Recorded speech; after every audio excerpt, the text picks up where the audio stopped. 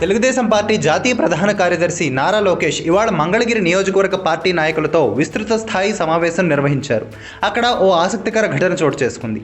లోకేష్ కార్యాలయంలోకి వచ్చే ముందు ప్రధాన ద్వారం వద్ద ఒకటే సందడి నెలకొంది. అనేక మంది కార్యకర్తలు, అభిమానుల మధ్యలో ఓ బాలుడు కూడా ఉన్నాడు. భవానీమాలలో ఉన్న ఆ బాలుడు లోకేష్ రాక కోసం ఆసక్తిగా ఎదురుచూశాడు. కనిపించగానే చప్పట్లు కొడుతూ ఉత్సాహాన్ని కనబరిచాడు. అయితే అక్కడితో అయిపోలేదు.